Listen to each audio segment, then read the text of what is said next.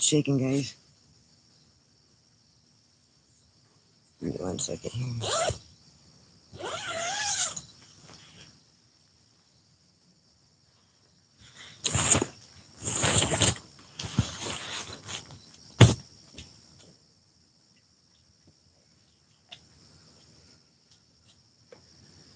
1 second. How's everybody doing today?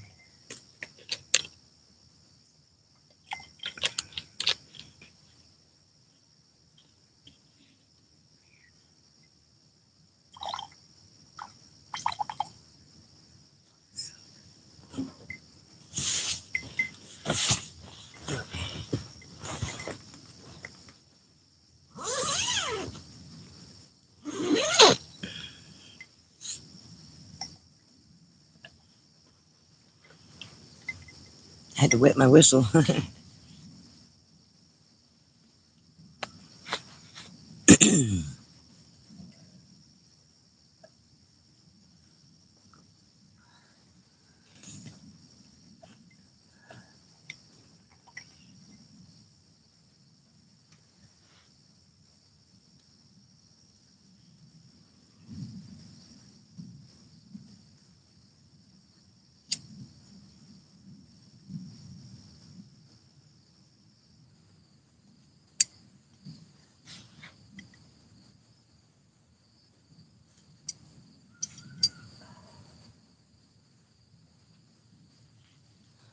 All right, let's shake it, everybody. I'm the Angel of Authenticity. For those of you that don't know me, live outside the motorcycle shop in my tent today. It was kind of a rainy night, off and on, and sort of like a little bit of a shitty day.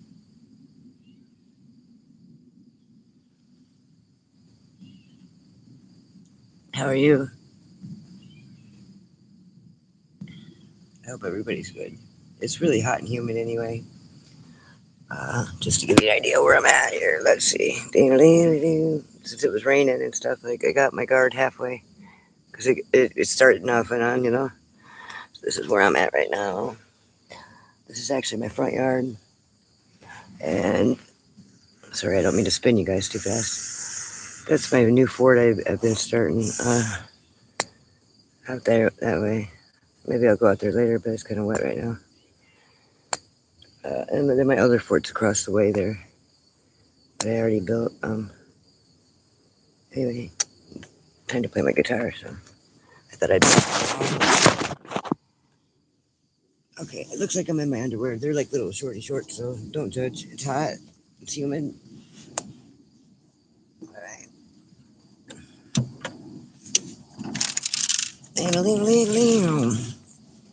Where are you guys from? I'm in northwest Indiana right now. Chicagoland, sort of, like about an hour south of Gary is where I'm at. I live out in the sticks. We live south of the river out here. My guitar's really out of tune. I can tell that already. It's so wet, like I said, hot, humid. We're gonna do some rock and roll here. Actually, I'm writing a song, and it's kind of, I think, turning into a blues song, and I couldn't play the blues before. I'm really excited about it. Because I can't carry a tune, not even with Whitney Houston's Bucket. Can I carry a tune? So, like, I thought about being a rap star, but I don't know. Sometimes I get a little tongue-tied because I like to smoke weed. So, like, I don't know if that would work. So, it's like maybe I could rasp out the blues, you know, that might work. My motorcycle, running solo like I do, you know, my knee high boots. I could probably pull off the blues, but my guitar wouldn't go do do do like they could do on the blues. But this song that I just wrote, I think I could turn it into a blues song. It might be it might be the motorcycle song of tomorrow for everybody. We haven't had a good motorcycle song since Arlo Guthrie. Uh, you know, the closest thing we had to that, you know, he sang the pickle song about riding his motorcycle, playing his guitar, and got into a pickle. He's got two motorcycle stories actually, but as far as the motorcycle songs, I'm you're gonna witness me writing it here on this channel. That's a fact. You know, you guys don't know it yet, but I do. I've been putting a lot of time into it because I haven't had a riff for it because I'm always on my motorcycle when I'm singing it and making the words for it.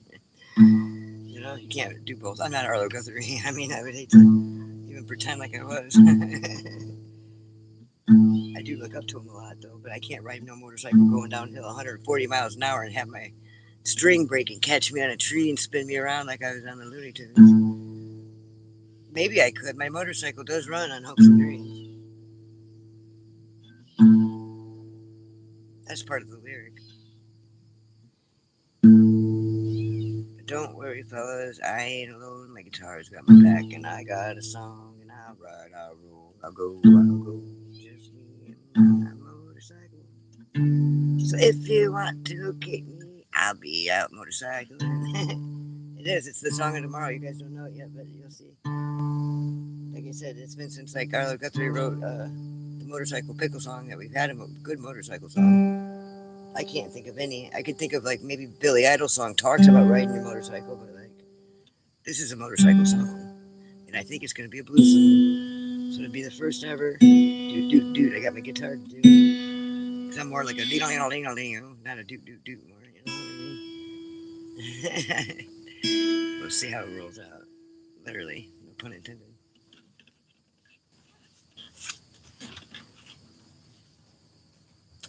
If your child's watching, don't smoke cigarettes. It's a trap. And definitely don't use your hatchet as an ashtray on all your sleeping bags. I don't recommend any of that. No, just saying. Do as I say. Not as I do.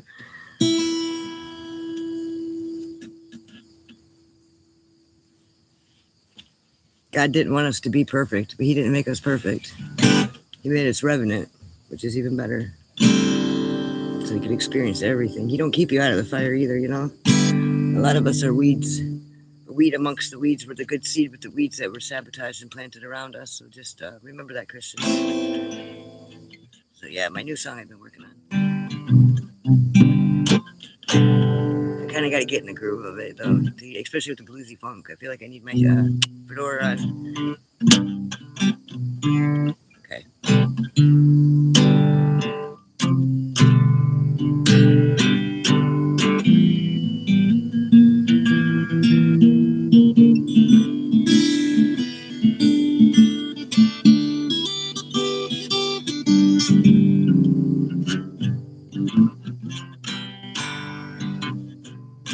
I got to change the melody and how I usually sing it with. That's going to really fuck me up.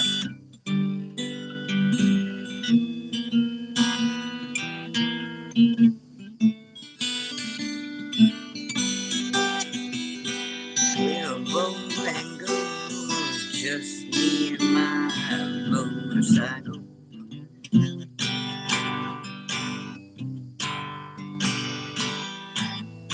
Don't worry, fellas, I ain't alone. My guitar's got my back, and I got a song that will go and roll on down the road. Just me and the motorcycle. So if you want to locate me, I'll be out motorcycling. I ride to the right, I ride to the left, I'll ride all day, I'll ride all night. I don't know, I'm working on it, so I ain't worried about getting the boot, cause I'll just go ride my motorcycle.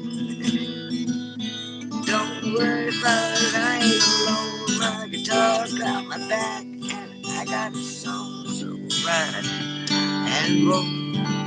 We'll rock and roll, ride and roll down the road. We'll go on down that lonely road. Go and a roll and a ride all through the day, all through the night, baby, to the left and to the right, and the east and the west and the up and the down. I'll be riding all over town, and when you try to locate me, I'll be out motorcycling, and I'll ride and roll and go on down the road. Everywhere I go, motorcycle goes too. My name's Angel of Authenticity, How the hell do you back to the main road? I don't know. I'm just fucking making shit up now.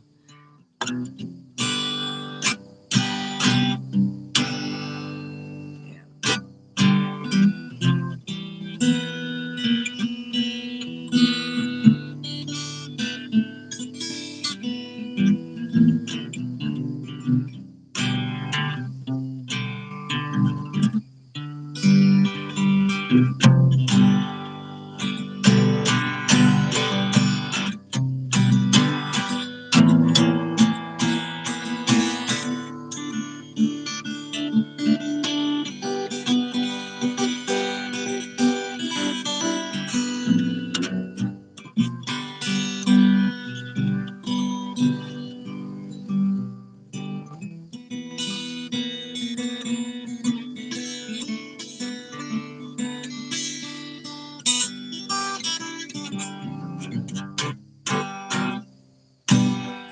I don't know.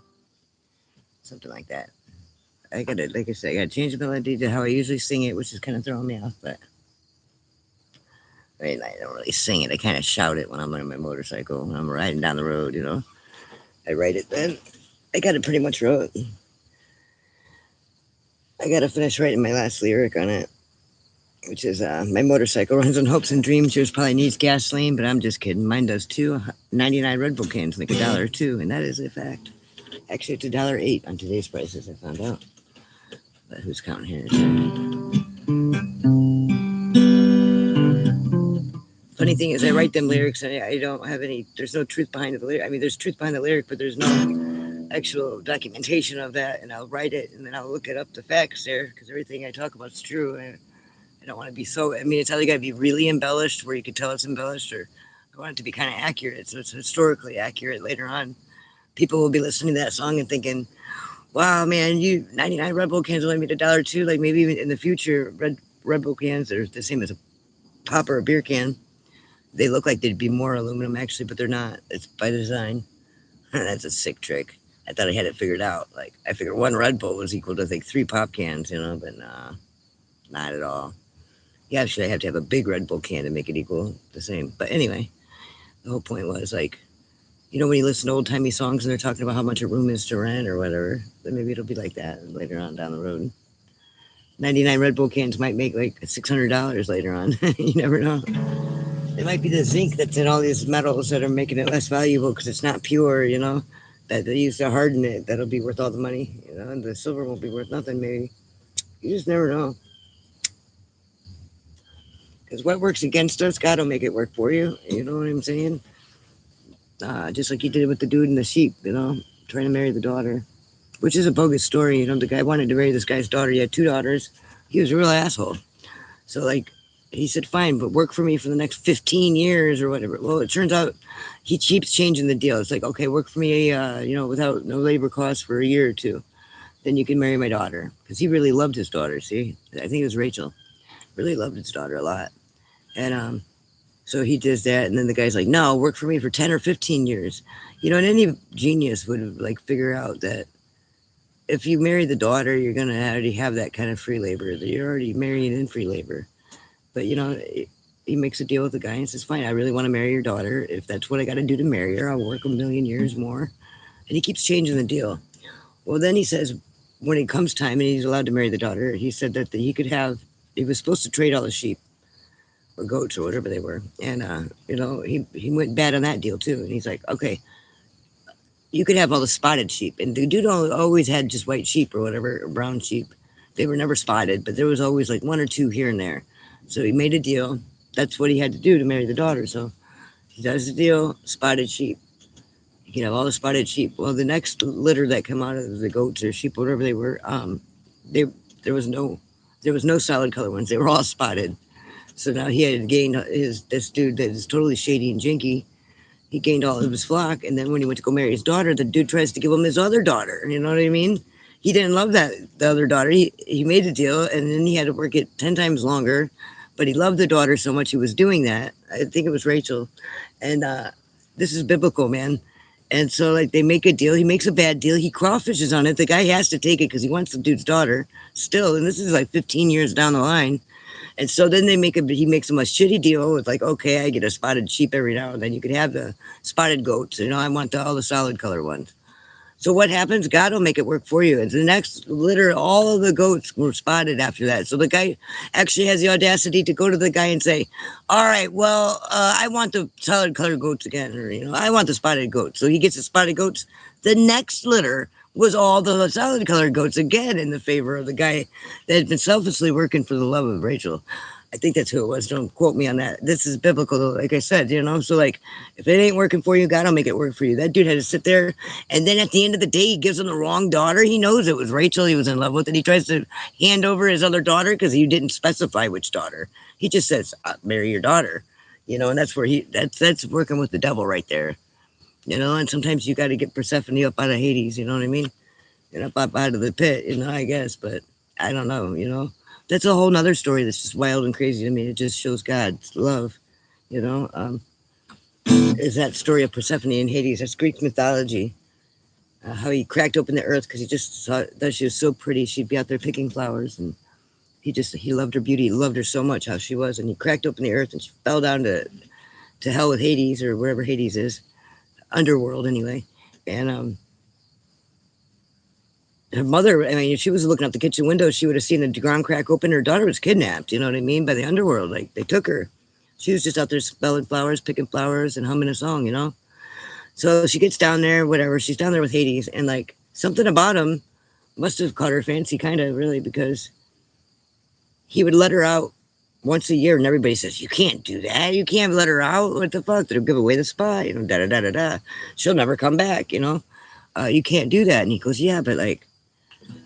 She had a mother and that she really missed her mother and wanted to see her mother and pick flowers, and stuff like that wasn't in the underworld. And he didn't want to change her at all. That's how much how much love he had for her in such a weird, twisted way. And she always would return. Every once a year, he would let her out to pick flowers. Oh, Persephone would go pick flowers, go see her mother. And they say that's how come we got wintertime. It's because her mother would go cold and weep, because the daughter was gone and she was gone. But like when she came back in springtime to come see her mother, the flowers come out, and it's a really nice story, really. But she's seen something in Hades that she wasn't fearful of, though, and I don't know. Maybe that's why. I don't know. He didn't know that she wouldn't be fearful of him, but she wasn't fearful of him, and instead she's seen the other sides of him that was a strong leader. Maybe, I mean, who the hell knows what you'd see in Hades, especially if you like to run around in the meadows. Like I don't think they got meadows in the underworld, but I've never been there, so I don't really know. I mean, the inner underworld, outer world, because like the devil's in the sky too. It says it right there in scripture. His diamond castle in the sky is where he retreated to. That's where he's at till he gets put in bondage back in hell. I mean, think about it. It does say that in there, and it also talks. God was put in a cave. Jesus come out of a cave, so I wouldn't be so quick to trust something that came out of the sky versus something that is in the ground, crawling out of the ground. Just because it's crawling out of the ground or coming from the sky doesn't make it any one deity or the other. Um, that's not what God's going to do. I mean, that's the devil that's going to come out of his palace in the sky. It's called like a diamond crystal palace, whatever the fuck it's called. I don't know. I don't like to pay attention to his stuff. But they talk a lot about the inner earth now, and I never heard about it until kind of recently. And it was very intriguing. And I thought, boy, man, the inner earth could have an earth like here. It'd be like Eden, where you have a sun and you have an atmosphere and everything else. Maybe that's why it looks like molten core, like lava in the middle of our earth. It's like super hot and more hot. Because I mean, if it had its own sun and shit, it would look like that probably. Just saying, maybe you go so far down. And when they were kicked out of that Garden of Eden and kicked out to the surface, it says, maybe that's where we're at right now. And some will ascend, but that doesn't mean you're actually ascending in there. You're actually ascending down there. That's the big trickaroonie, you know, to truly test faith and sight and knowing and having God consciousness or not having God consciousness. Because ultimately, you're going to read all the fucking details and facts. You're going to go armed with it if you were a fake. You're going to learn all the intel you can learn, but like you won't have that inner intuitiveness or knowing or discernment that a person of God or a person of a higher consciousness has. A person of a higher consciousness, all that means is you're not going to fuck up the planet because you're going to have more awareness in that, and you're not going to want to hurt things because they're living and breathing with you. and you're one. You're not gonna be no fucking scumbag trying to hurt people because you're hurting yourself when you do that. You know what I mean? That's all a higher consciousness makes. That's the reason why it's a better thing. You know, high can go low, low can't go high. They can't get over the four because they won't tell the truth. They won't stand on their truth. But if they did that, then they'd be at the authentic level, and that's why I'm the angel of authenticity because I protect that and I guide people towards that. Guiding people towards authenticity is guiding them towards God. That's a fact. This song's called "Forget Me Not."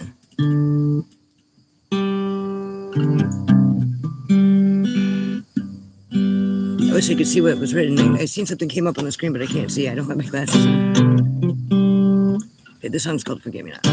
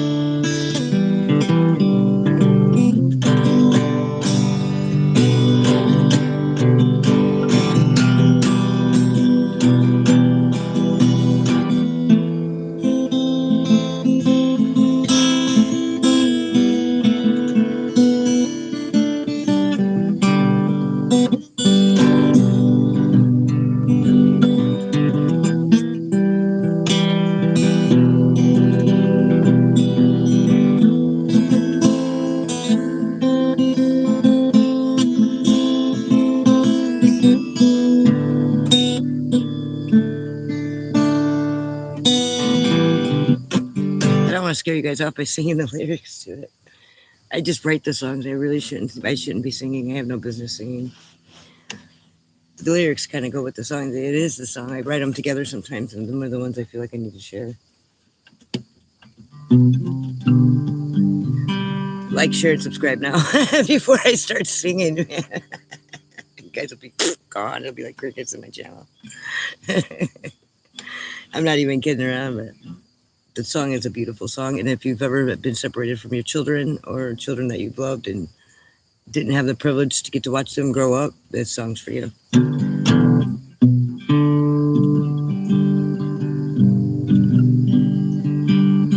'Cause I'm a forget me not.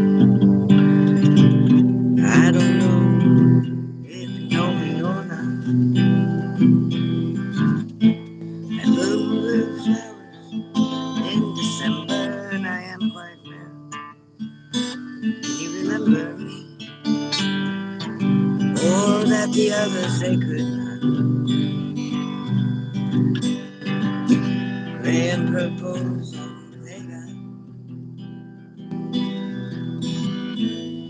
When the cold sets in, it doesn't end, and springtime comes planted with revenge.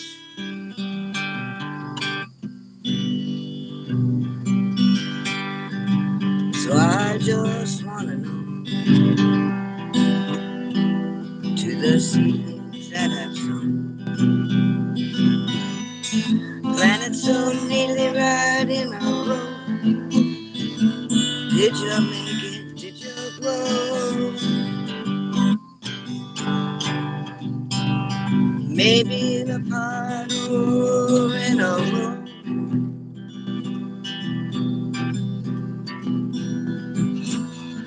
Was your life cut short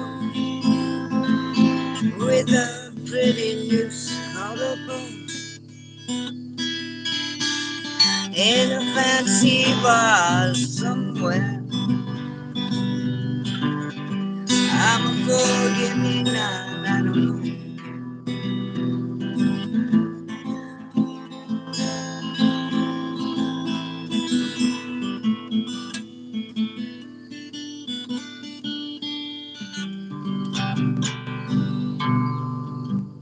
So I wonder if you look like me, with your roots washed out from underneath. around your waist, just so you can keep that damned old pace. Maybe in a pot or in a row, to the seedlings that I've sown. With forget-me-nots, don't matter if you remember or can you not.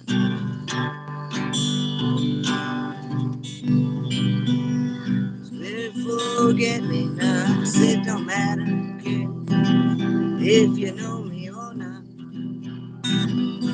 I bet your ass you bloom the flowers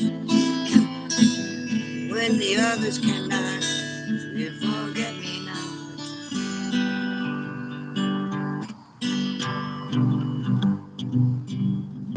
So I wonder if you look like me, with your roots washed out from underneath your feet, tied up around your waist, so you can keep that damned old place. Maybe in a pot or in a room, or a flowery field or a meadow. Or was your life cut short with a pretty noose called a bow in a fancy bar somewhere? If forget me nots, I don't know if you can.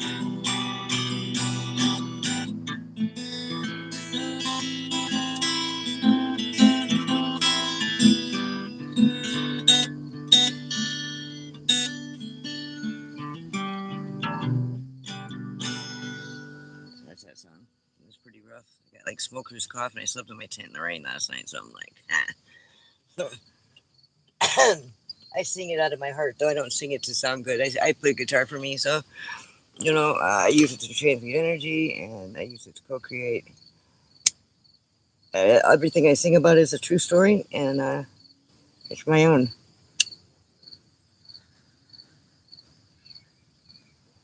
Although I do write songs for people a lot, got quite a few of them, people and places, but I still like experienced it in a way. So because of the way I write the song is about how my experience with it, not so much all about the person. But sometimes it is, but it's usually about my reaction to the person, I guess you can say. I don't know. I'm just babbling now. I'll give you an example. Like I said, I have no business singing, but there are lyrics to some songs, and I write them together, and I feel like they should be shared to the whole world. A lot of my songs are about people that have gone somewhere else, and they're my loving ancestors and guides, and the archangels are up there, and you got God and everything. I got a hell of a warring team there that are circled around me at all times, so I can do what I do.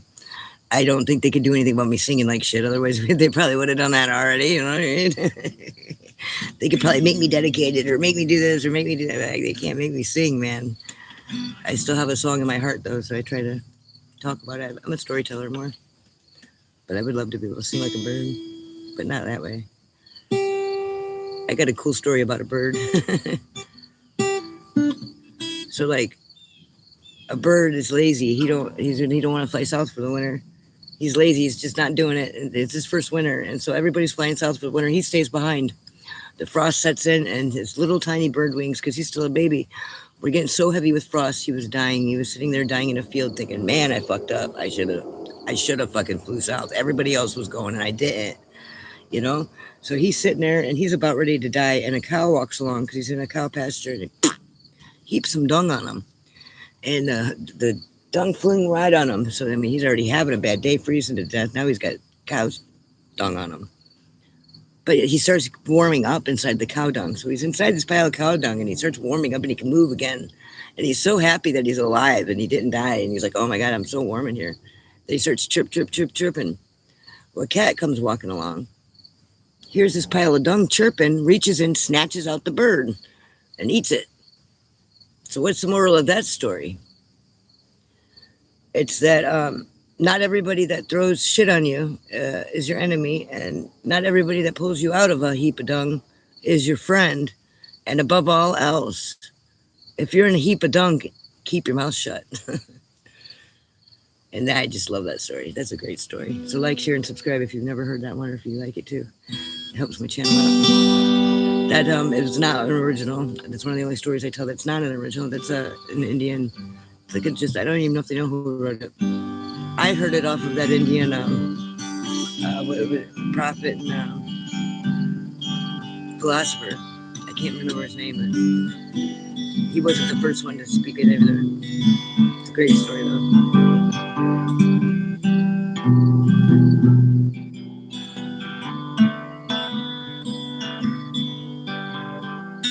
and great advice. This song's called Lily. I wrote it for a little girl. She liked the boom boom. I tried to write her like a pretty light sounding song, but she didn't like it like she did the boom, the bass. She wants to be a drummer, so I mean, there you go. Okay, so yeah, this one's called Lily. So don't think just because you got a pretty little girl, you know what I mean, that they're gonna want something that's pretty sounding, you know? They might want something intense, you know? I met her in the middle and I wrote this song.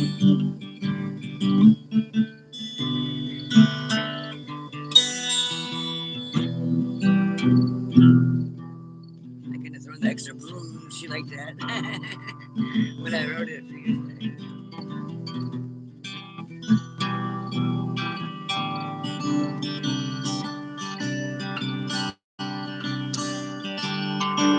I did write some lyrics to it since then, but I don't have them ironed out yet.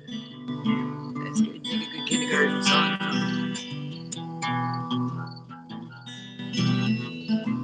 I taught 3, 4, and 5 year olds for a long time, and I had a bunch of 3, 4, and 5 year olds for a long time. Anybody that does early pre-K or has multiple children can relate. So yeah, these are the lyrics. It's a beautiful song. She liked the dun dun dun, and she was like 3, you know, in a little princess dress. It's hard to write a song like that when you're looking at a little girl like that trying to get inspiration. But anyway, later on I wrote these lyrics. She thought they were gay, but they were in the making still. So everything I do is gay though, because I was mom. I am mom. Okay, so I name my kids with all straight lines. Some go up and down and some side to side. The ones that go up tall are called. The ones that go up from the ground to the sky are vertical lines. And then you got ones parallel, they go.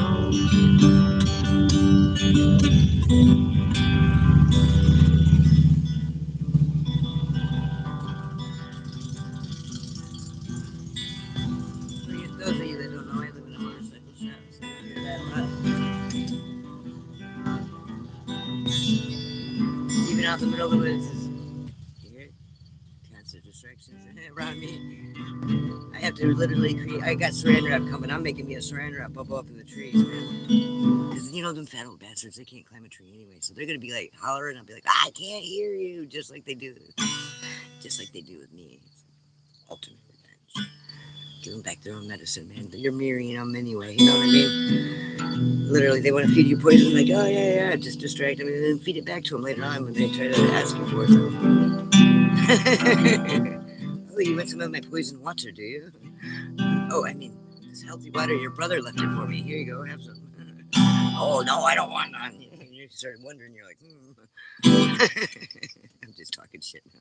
Anyway, I got distracted. I was singing really very distracting energy. So then there's the lines parallel, they're always laying down. They go left to right, they're horizontal. They stretch out real wide, them horizontal lines.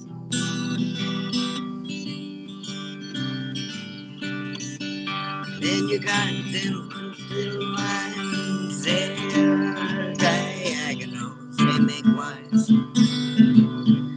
Always in trouble,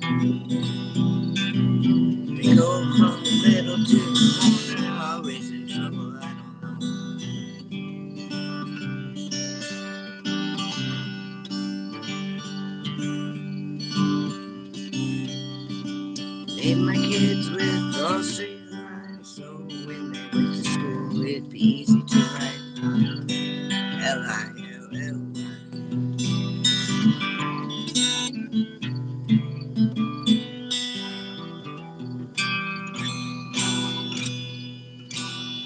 Okay, fuck that up again. I better go see what's going on around here. Okay. I guess we'll just keep rocking on. Wasn't my day to watch anything but myself today. I didn't let anything get rained on last night. I did pretty good.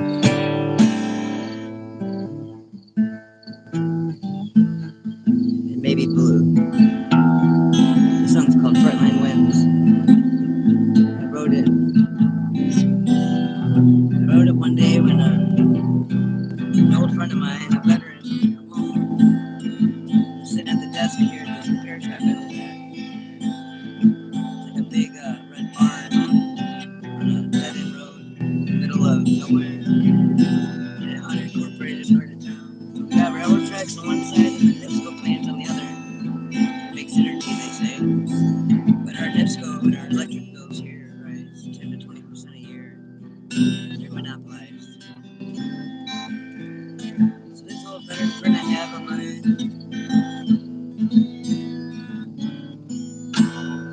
sitting at the desk,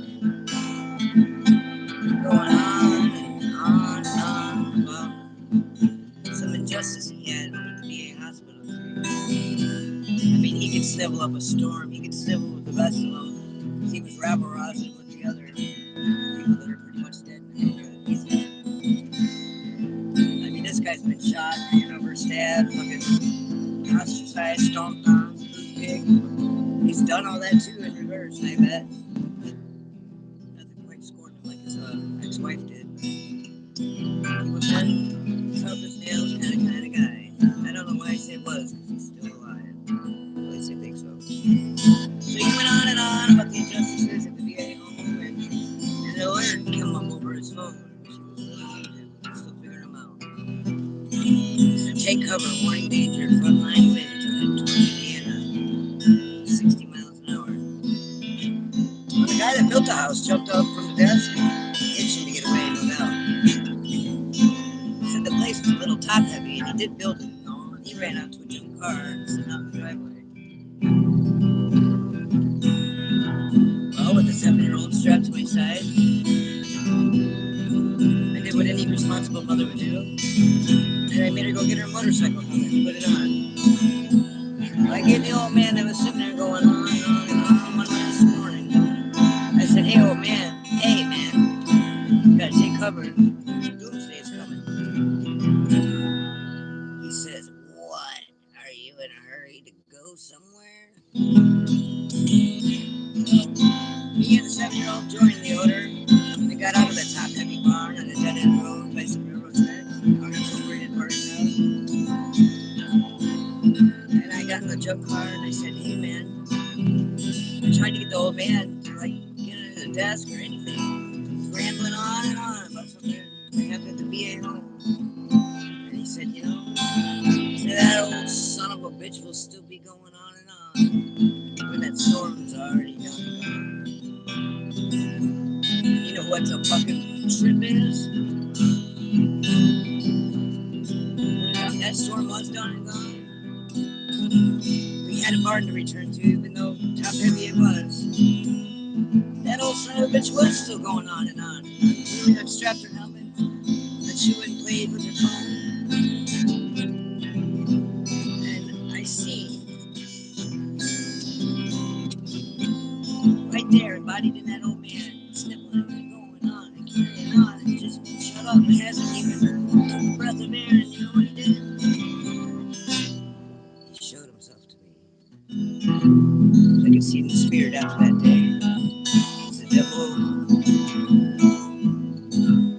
It's the devil stealing his free will that day. It's the only way he'll ever get it if he don't get none out either. So nobody can give it back to him, you see? The ability to create, decide, discern. So I went up in the back balcony and I wrote this song. You really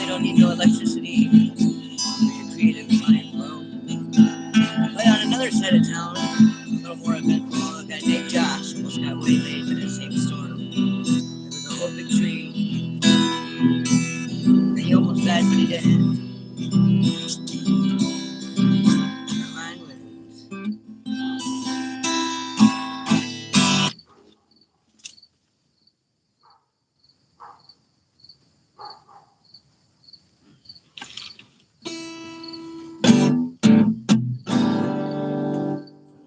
winds.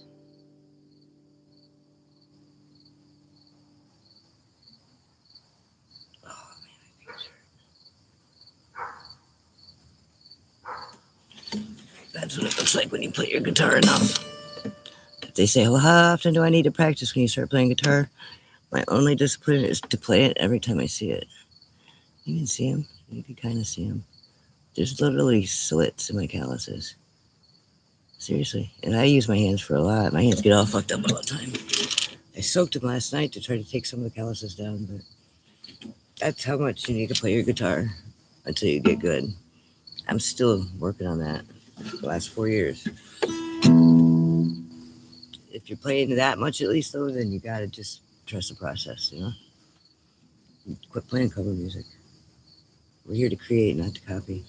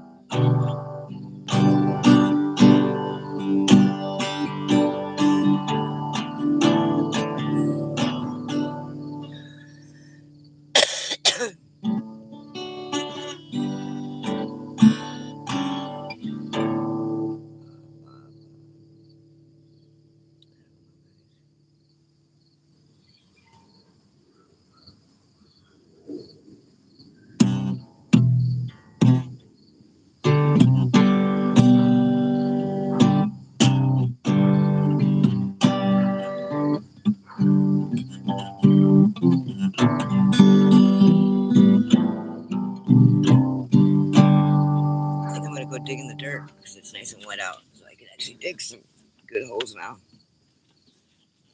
So we're gonna transition from being a rock and roll star to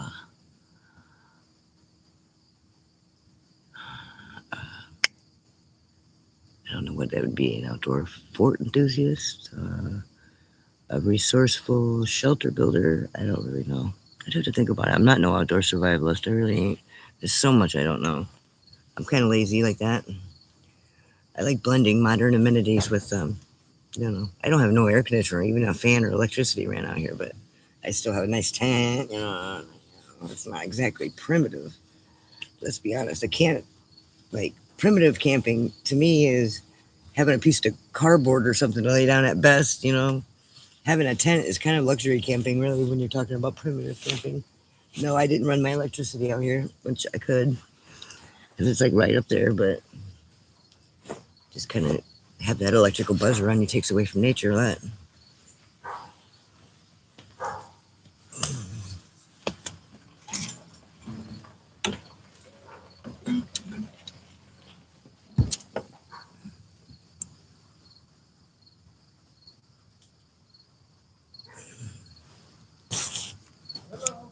What's shaking? Hey, what's happening?